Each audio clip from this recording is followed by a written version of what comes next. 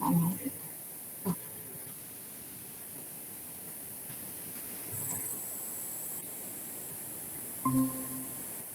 Oke,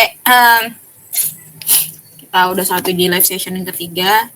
Harusnya itu hari ini kita belajar tentang sosial media marketing dan konten marketing, tapi karena ada beberapa hal yang kemarin juga belum banyak yang paham gitu. Karena kenapa aku tuh pengen kita tuh review-review, karena sayang kan ketika kita belajar sesuatu tapi kita tuh nggak dapat. Nah gitu, makanya aku tuh pengen teman-teman paham dan dapat apa yang materi-materi yang disampaikan. Ya, sedikit review tentang apa namanya,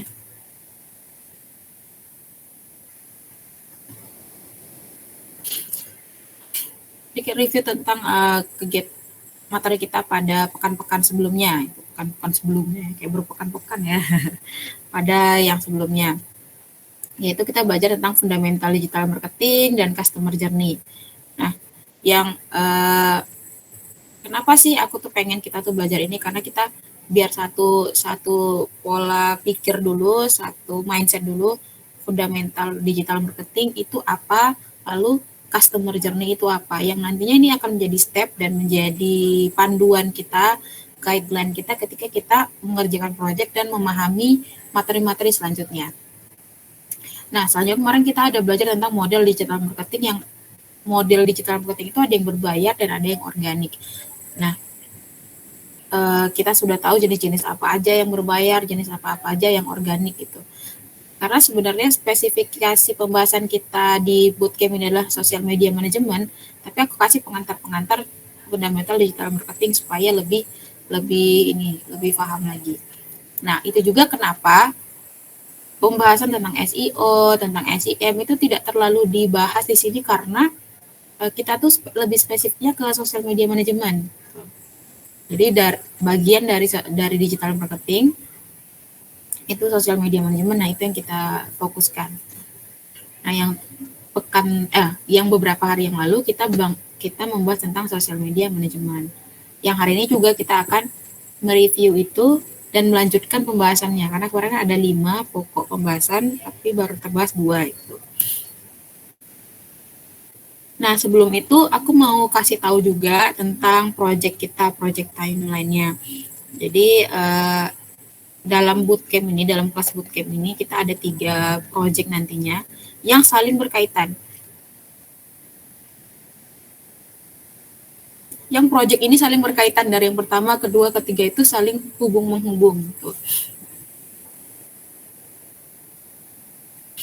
Oke, kelas kita yang kemarin itu berbicara tentang marketing, digital marketing, lalu sosial media marketing, dan nanti ujung-ujungnya sosial media manajemen.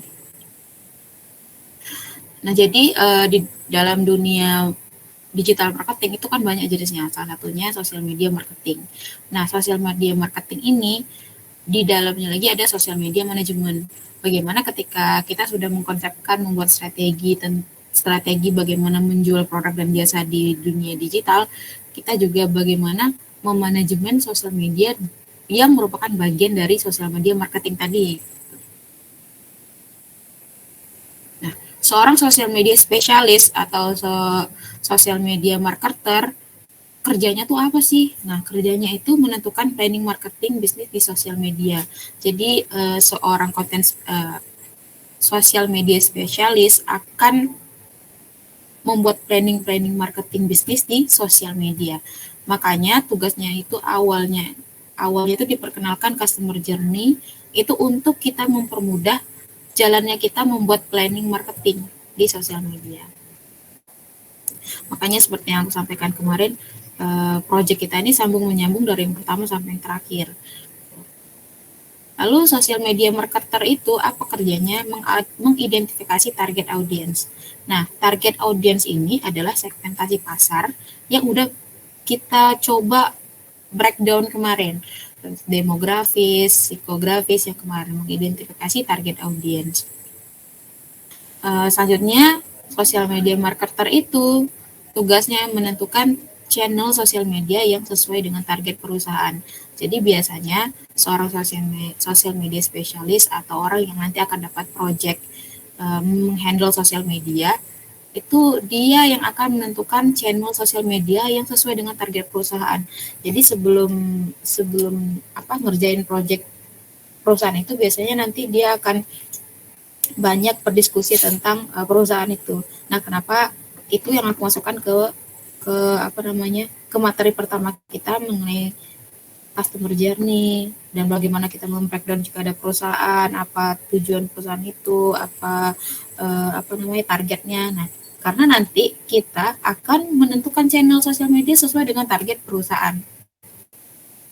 Lalu selanjutnya mengoptimalkan pengembangan dan pelaksanaan strategi pemasaran yang melibatkan iklan berbayar.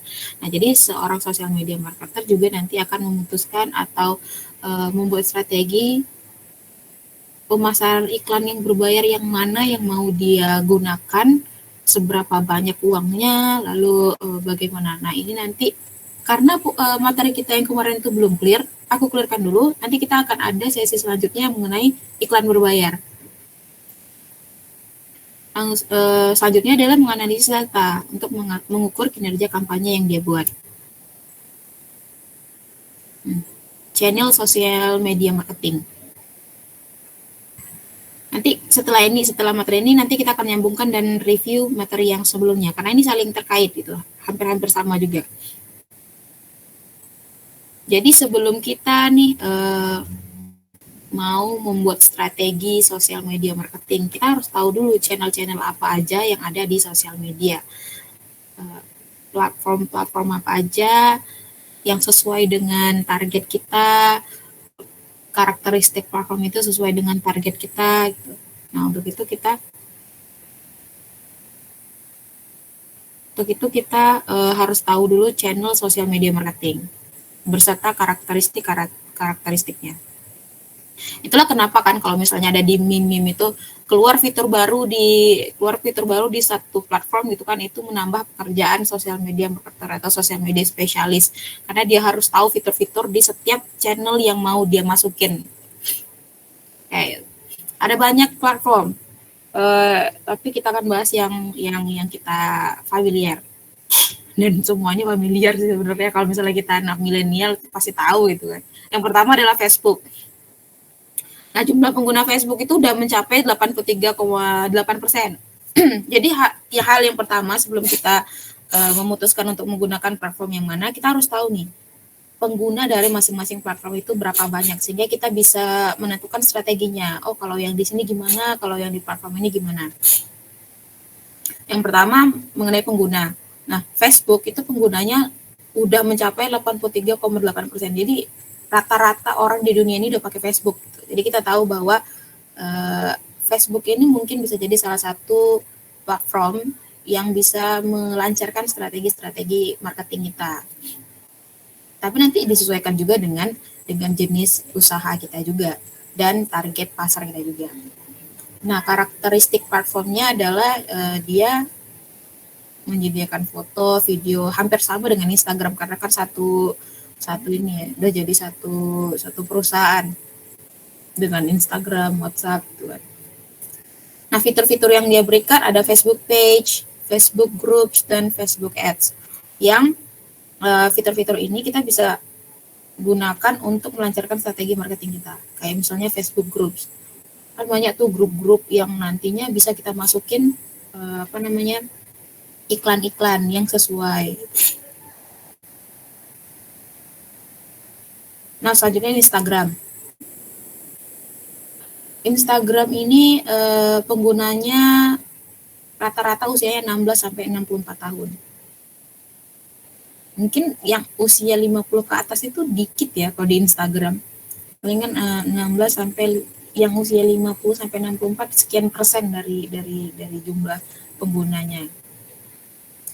Tapi lebih spesifiknya Instagram ini penggunanya itu muda dan karakteristik platformnya itu berupa konten gambar, video yang mengutamakan estetika. Kalau Facebook, kita sering tuh kan lihat di Facebook tuh banyak orang yang posting Instagram juga nggak estetik, tapi dia lebih mengutamakan cerita kan kalau di Facebook, karena bisa menuliskan banyak kategori kata di Facebook. Makanya kenapa di Facebook itu yang pertama banyak ibu-ibu. Karena ibu-ibu tuh lebih suka membaca yang berbau cerita gitu, yang panjang. Kan banyak tuh kayak cerita yang uh, storytelling biasanya tuh di Facebook banyaknya. Kalau di Instagram itu biasanya mengutamakan estetika dan lifestyle. Karena banyak orang yang membagikan kegiatan-kegiatan kehidupannya itu di Instagram. Jadi kenapa banyak perusahaan kalau misalnya kita mau usaha kita apa ya lifestyle, bagusnya itu milih platformnya Instagram. Karena contohnya misalnya nih kayak si Dwi kemarin pengen jualnya jam gitu ya, pengen menghandle produk jam. Nah, bagusnya di mana platformnya? Bagusnya di Instagram. Karena apa? Jam itu salah satu bentuk dari lifestyle.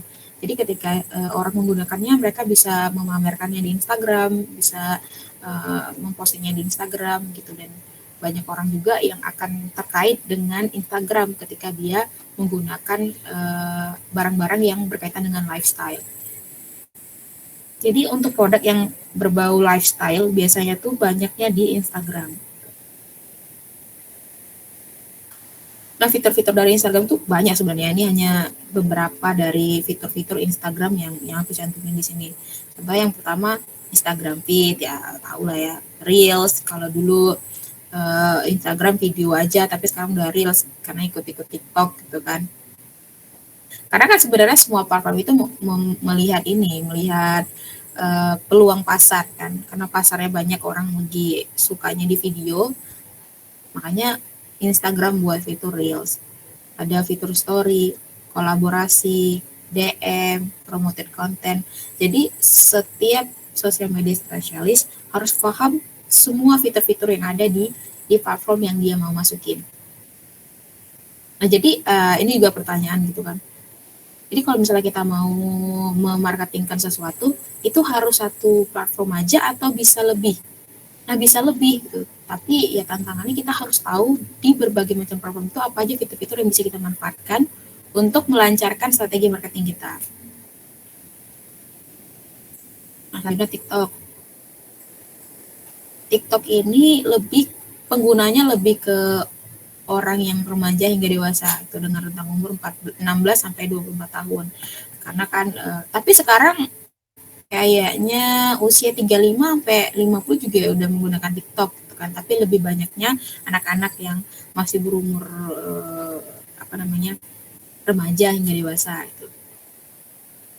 Nah, karakteristik platformnya ya seperti yang kita tahu mungkin semuanya udah menggunakan TikTok juga gitu kan. Video, dominan video, nggak dominan memang video gitu ya. Tapi sekarang udah ada foto-foto juga kayak di TikTok itu ada foto yang bisa kita swipe-swipe gitu kan. Jadi kalau misalnya dibilang karakteristik platform itu berubah-ubah sesuai dengan permintaan pasar gitu. Kayak misalnya di TikTok dulu hanya video aja, sekarang udah foto. Pernah nggak lihat postingan di TikTok dia nggak video tapi foto-foto yang jadinya video gitu. Tapi caranya di swipe juga, swipe left, swipe kayak di microblognya Instagram. Nah, terus fitur-fiturnya ada fitur live yang mandi lumpur gitu-gitu ya. Penambahan musik, filter voice changer, TikTok shop, dan video filter.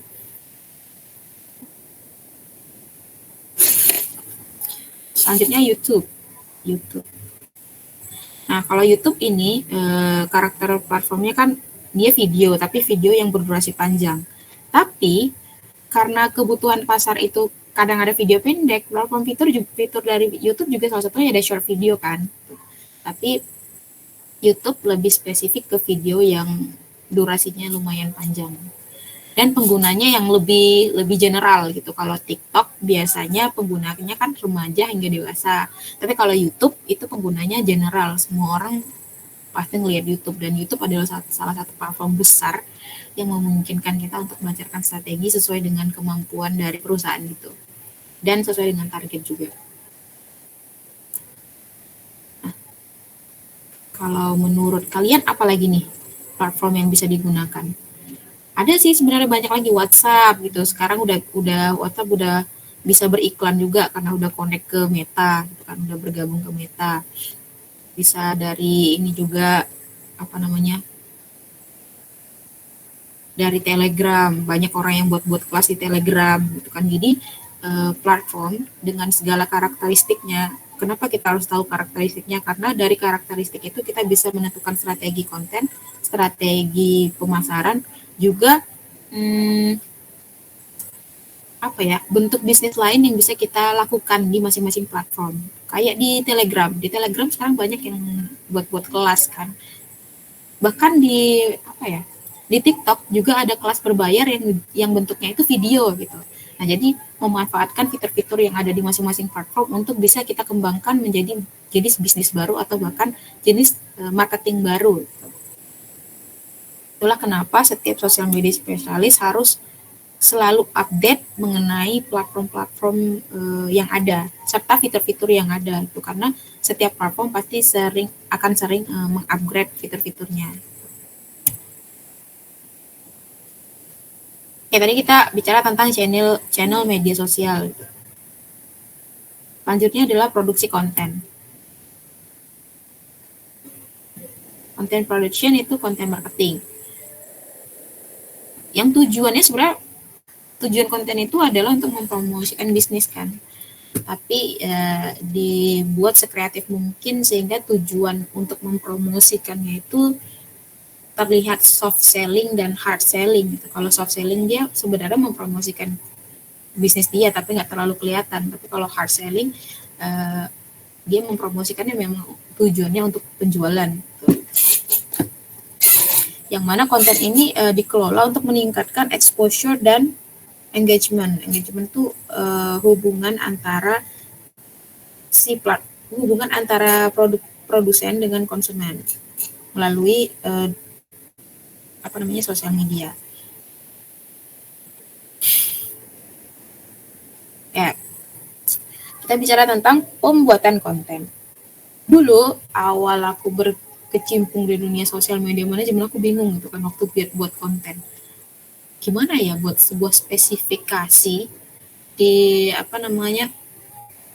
di sosial media ketika kita ingin membuat sebuah konten. Contoh nih, misalnya kita punya kayak Roe, obat herbal gitu kan. Apa konten-konten yang harus aku buat untuk mempromosikan obat herbal ini gitu. Ada banyak jenis-jenis konten. Tapi kita harus mulainya dari mana? Nah, kita harus mulai dari mananya itu menjadi pertanyaan untuk orang yang baru terjun ke sosial media spesialis. Itu juga yang aku rasakan waktu itu karena bingung kan, dari banyaknya konten yang mau dieksplor, yang mau dibuat, ini harus yang mana. Makanya ada yang namanya konten pilar. Nah, konten pilar itu adalah 3-5 topik utama yang akan dijadikan fondasi untuk keseluruhan strategi konten. Jadi kalau dalam pembuatan konten, kita itu harus punya konten pilar, punya topik utama gitu. Apa nih yang akan mau kita buat? Topik utamanya apa? Jadi konten yang kita buat tuh nggak lari dari target-target kita. Gitu. Misalnya nanti obat herbal, apa nih 3 topik utama yang mau kita sampaikan ke customer kita sehingga dia tuh paham, tahu apa sih sebenarnya obat herbal ini, tujuannya apa seperti itu. Jadi kita buat 3-5 topik utama yang membuat itu tidak lari dari apa yang kita targetkan. Makanya ada yang namanya konten pilar sebagai guideline kita dalam pembuatan konten.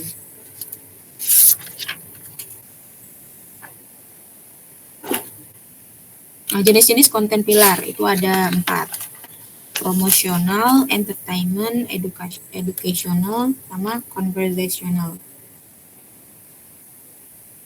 Nah, contoh dari konten promosional, dia langsung melakukan penjualan yang membuat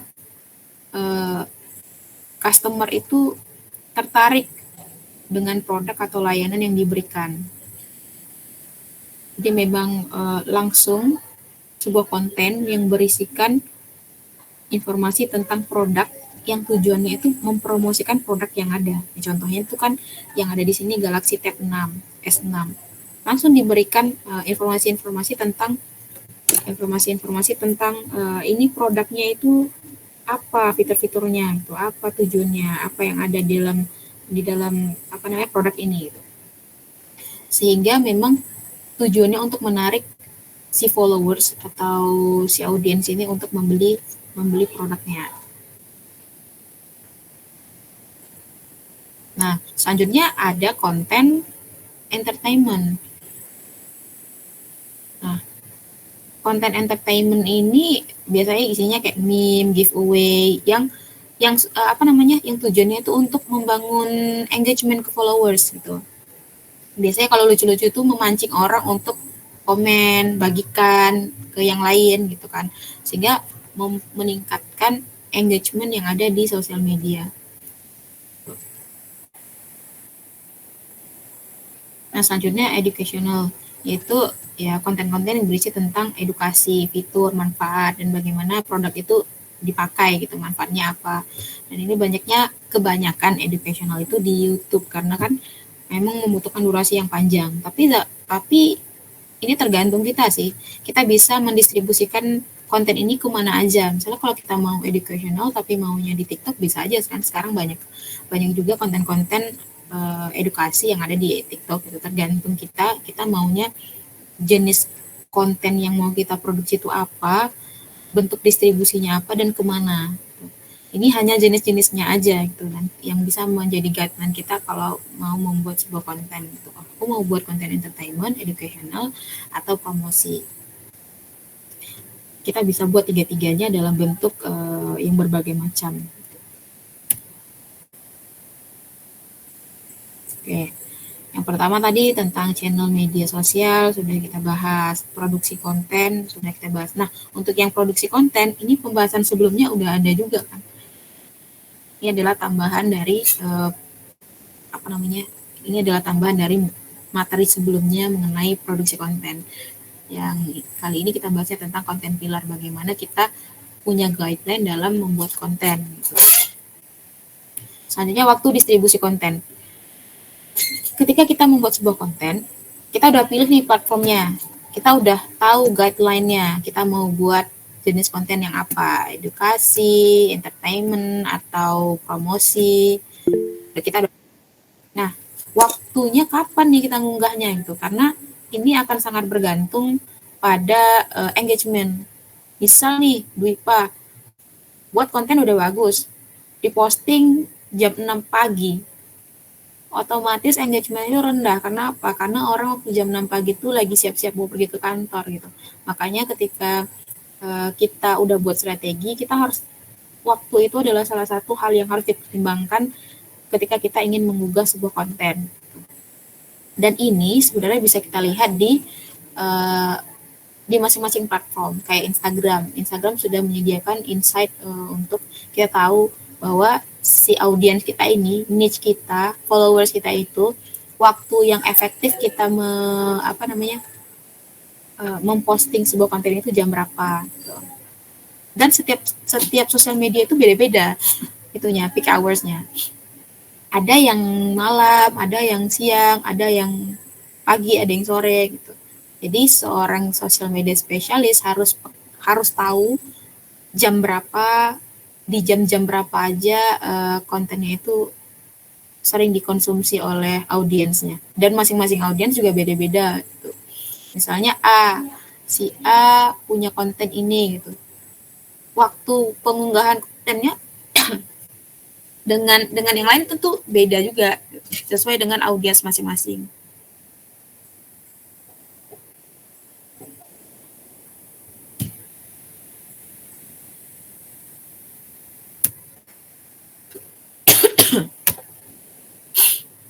Ini ada penelitian gitu kan di beberapa platform, contohnya Facebook. Di Facebook itu hari yang baik untuk mengunggah postingan itu hari Selasa, Rabu, Kamis, Jumat, Sabtu. Karena di hari-hari ini sorry ya. Ya, berapa kali frekuensinya? 2 kali per hari gitu. Jam berapa jam efektifnya? Biasanya kalau di Facebook orang-orangnya aktif di jam 1 sampai jam 4. Kalau yang malam dari jam 6 sampai jam 10. Nah, jadi postinglah di jam-jam itu. Tapi kalau diposting di jam-jam pagi,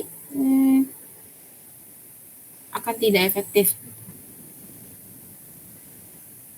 Oke. Terus Instagram. Kalau di Instagram beda lagi gitu. Kalau Instagram orang-orangnya itu lebih aktifnya dari jam 11 sampai jam 1 siang. Atau dari jam 7 malam sampai jam 9 malam gitu. Nah, apa namanya? Yang paling membangun interaksi, biasanya kalau di Instagram itu yang membangun interaksi itu story. Makanya di Instagram itu ada fitur story. Jadi selain kita tahu gimana ya, fitur di masing-masing platform itu mempengaruhi budaya seseorang itu dalam menggunakan sosial media.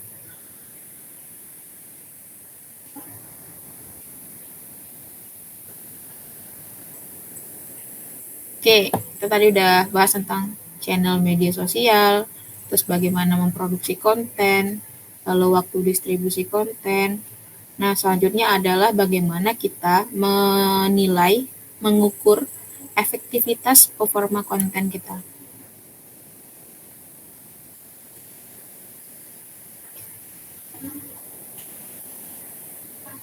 Jadi sebenarnya media sosial itu punya 5 tujuan utama, itu kan, sesuai dengan target-target dari yang kita inginkan.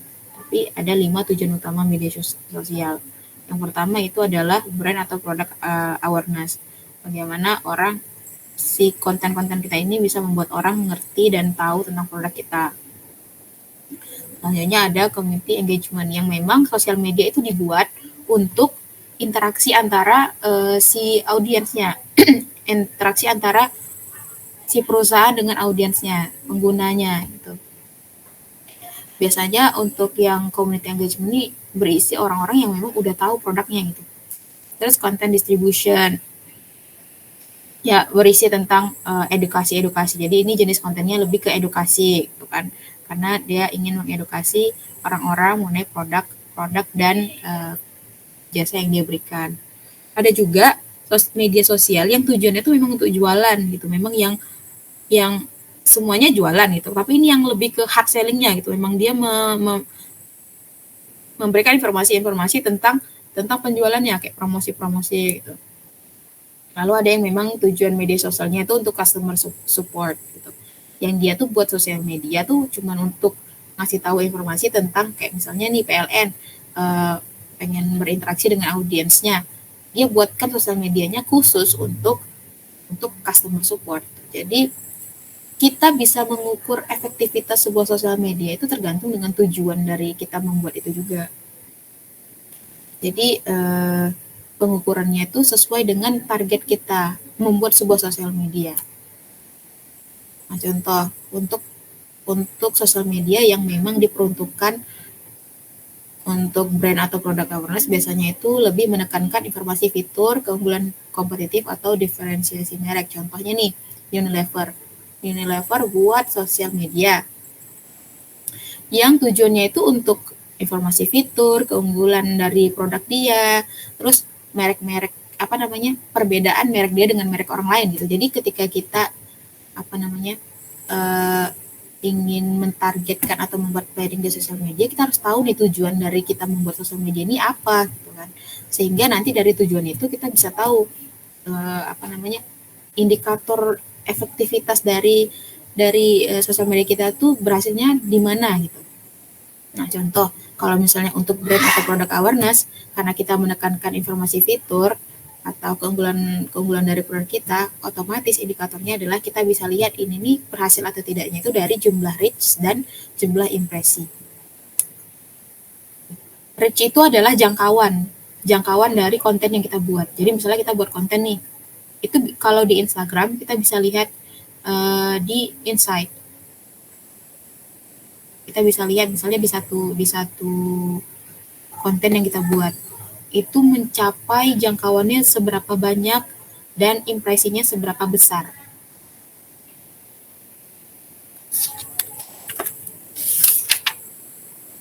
Jadi indikatornya yang kita lihat itu. Jadi ketika kita ingin mengevaluasi performa dari konten yang kita buat, kita pertama kali harus tahu tujuan kita buat launch kemarin itu apa gitu untuk brand product awareness. Berarti yang harus kita tekankan dalam indikator efektivitasnya adalah jumlah reach dan jumlah impresi. Kenapa jumlah reach? Karena kita mau orang tahu produk kita, otomatis kita butuh orang tahunya lebih banyak, sehingga indikatornya adalah reach. Sejauh mana jangkauan dari konten yang kita buat. Nah, selanjutnya ada sosial media yang tujuannya itu untuk community engagement. Yang tujuan dari community engagement itu adalah berinteraksi dengan konsumen atau komunitas yang relevan. Jadi kayak aku bilang tadi, dia tuh udah tahu, orang-orang udah tahu produknya, tapi dia ingin membangun engagement dengan orang-orang yang sudah menggunakan jasa dan produk dia. Contohnya Netflix. Nah, Netflix ini orang kan udah pakai Netflix. Orang udah tahu Netflix. Dia menggunakan sosial medianya bukan untuk brand atau produk awareness lagi, bukan untuk menginformasikan Netflix itu apa sih, bukan untuk itu lagi, tapi untuk berinteraksi dengan konsumennya. Jadi dia memberikan kayak meme, sehingga dari itu dia bisa dapat insight-insight dari audiensnya gitu. Sehingga terciptalah yang namanya retention tadi kan, karena seneng nih lihat udah berinteraksi dengan Netflix, udah tahu gimana Netflix, kan udah sering dapat meme lucu dari Netflix, udah terbangun ikatan lah gitu, engagement dari audiens ke produk ini, sehingga retentionnya makin tinggi gitu kan. Nah, kalau untuk sosial media yang tujuannya community engagement, otomatis indikatornya adalah engagement, gitu kan. Sejauh mana dan sebanyak apa terjadinya keterikatan antara satu konten dengan audiensnya. Contoh nih, dia kan kasih biasanya tuh kalau community engagement tuh dia ngasih jenis-jenis kontennya tuh entertainment biasanya. Yang ketika dia posting kontennya, orang-orang akan banyak komen, akan banyak share balik gitu. Nah, jadi ketika suatu perusahaan tujuan dari sosial medianya adalah community engagement, maka indikator efektivitasnya adalah engagement. Uh, dia tidak tidak terlalu memfokuskan pada reach dan impresi, tapi lebih ke engagement.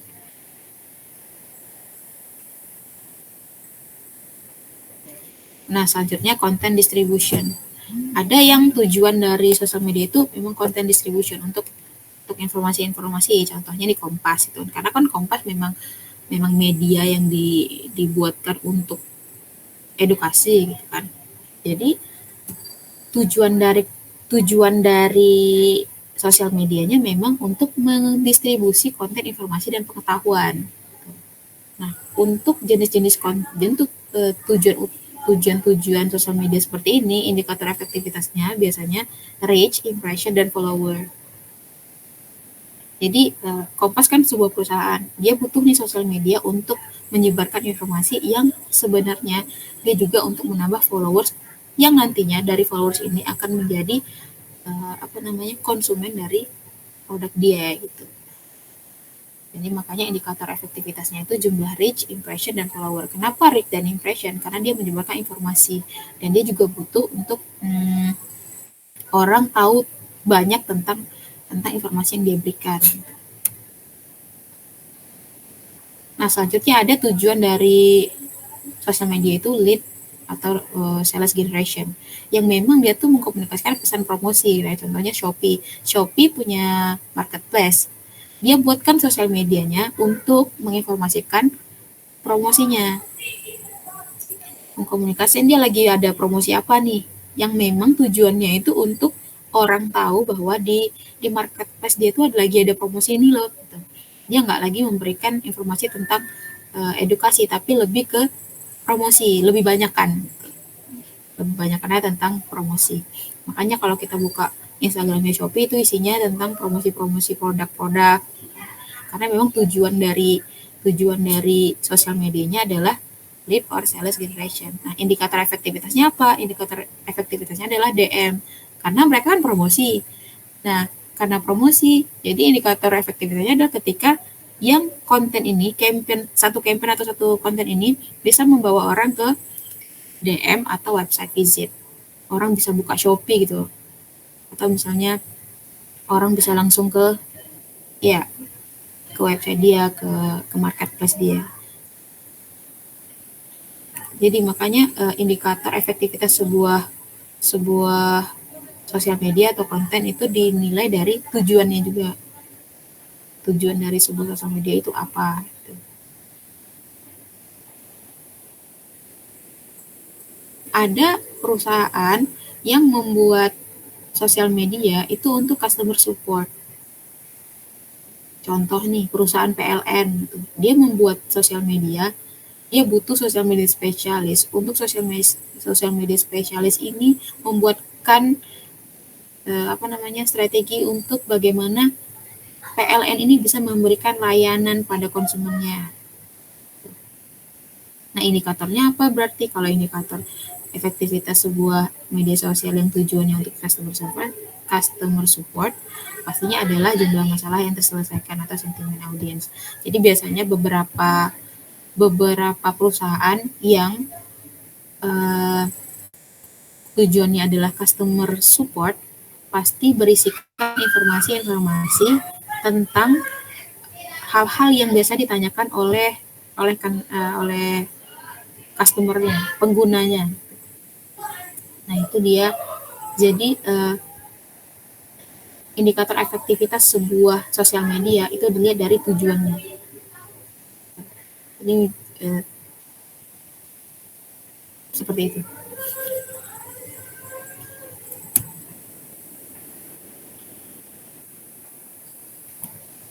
Oke, tadi ada ada permintaan gitu, Kak. Dibahas kembali lah, Kak, materi yang sebelumnya gitu.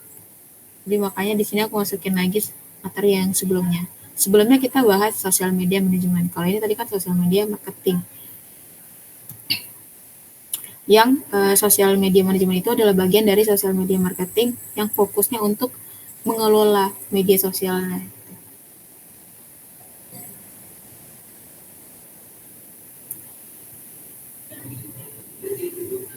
Nah, sebenarnya sosial media manajemen dan sosial media marketing itu hampir sama, tapi sosial marketing lebih kepada strategi-strategi gitu kan. Nah, kalau sosial media manajemen lebih ke bagaimana memanage strategi yang udah dibuatkan oleh sosial media marketing. Kemarin kita bahas tentang ini, tentang 4 step di sosial media manajemen. Bagaimana kita merencanakan strategi media sosial. Nah, seperti yang aku sebutkan tadi, kita tuh hal yang pertama adalah menentukan tujuan. Kenapa? Karena tujuan itu akan berpengaruh kepada indikator efektivitas kita dalam kita membuat sebuah sosial media. Makanya strategi media sosial yang pertama itu adalah menentukan tujuan. Ini kita mau mau menghandle project sebuah perusahaan atau sebuah jasa atau produk, tujuan dari mereka membuat sosial medianya ini apa gitu. Karena kan banyak nih jenis digital marketing. Nah, mereka menggunakan sosial media ini sebagai uh, apa? Tujuannya apa? Untuk membantu uh, sales dari perusahaan ini itu. Apakah mereka itu ingin tadi sebagai brand awareness atau mereka itu mau jadi customer support atau community engagement gitu. Makanya hal pertama dari kita membuat strategi media sosial adalah kita harus tahu dulu tujuannya apa, sehingga kita bisa tahu produksi kontennya akan seperti apa, waktunya akan seperti apa, bentuk jenis dari kontennya juga seperti apa. Lalu kita hal selanjutnya dalam merencanakan strategi media sosial adalah mengenali audiens.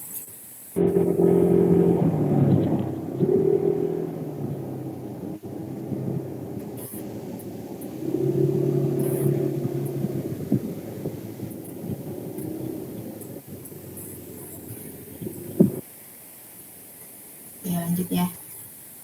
Terus riset kompetitor, mengetahui kelebihanmu dan merencanakan metrik pengukuran hasil. Tadi kalau kita udah menentukan tujuan, yang metrik pengukuran hasilnya juga kita akan bisa tergambarkan dengan jelas karena saling berkaitan antara tujuan dan pengukuran hasil.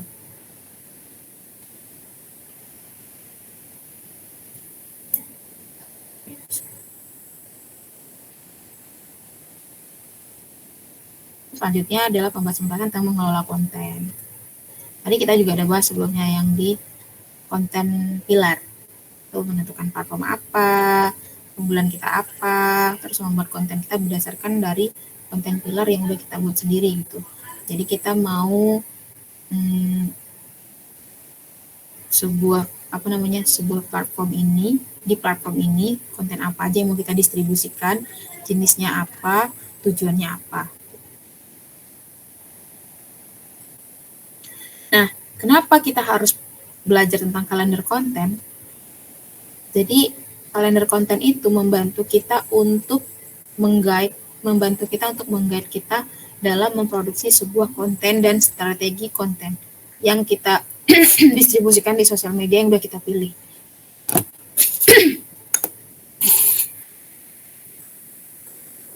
Ya, contohnya nih. Jadi gini.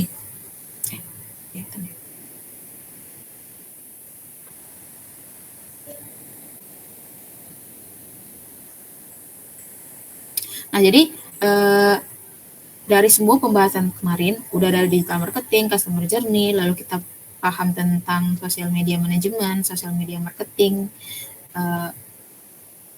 Hal selanjutnya adalah yang kita pelajari kalender konten. Jadi kenapa tugasnya itu membuat kalender konten? Karena kalender konten ini mengguide kita untuk kita bisa sampai ke tujuan atau strategi sosial media marketing kita, sosial media manajemen kita. Ini aku kasih contoh, misalnya tadi kita hal pertama dalam membuat sebuah konten itu adalah kita tahu tujuan kita dalam membuat sosial media ini apa gitu. Contoh misalnya tujuan umum kayak ini, dia berkaitan. Contoh nih ada usaha namanya Shiba Label misalnya. Shiba Label ini jadi susahnya seperti ini, segmentasi pasar ini, customer journey-nya ini, dan planning digital marketingnya akan seperti ini. Planning digital marketing ini berkaitan dengan kalender konten untuk yang planning digital marketing sosial media ya. Nah di kalender konten kita buat nih tujuan umumnya apa, brand awareness, platformnya apa, Instagram.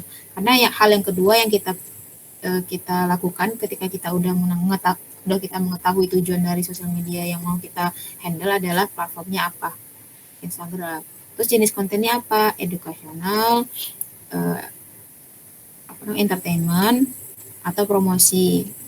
Bentuk distribusi kontennya apa, video, foto, atau apa. Banyak sesuai dengan platform. Kalau misalnya TikTok, ya berarti video. Atau kalau di TikTok maunya jenis videonya seperti apa gitu. Kalau edukasi, video edukasi berbentuknya apa gitu. Jadi lebih spesifik. Dan waktu distribusinya kapan, sesuai dengan waktu yang tadi udah kita sharingkan gitu kan. Kalau di Facebook biasanya di jam-jam segini, kalau di Instagram biasanya di jam-jam segini. Tapi itu juga kita lihat juga dari insight di masing-masing platform yang kita gunakan. Contoh Instagram misalnya itu. Gak bisa juga misal kita bilang berdasarkan penelitian tadi di jam 1 sampai jam 4. Tapi produk kita produk ini gitu. Setelah kita lihat ternyata di produk yang ini audiensnya aktifnya dari jam 3 sampai jam 6 misalnya gitu. Nah, berarti waktu distribusinya kita pilihkan dari jam 3 sampai jam 6. Karena brand awareness berarti performanya yang kita mau fokuskan adalah reach dan impresi.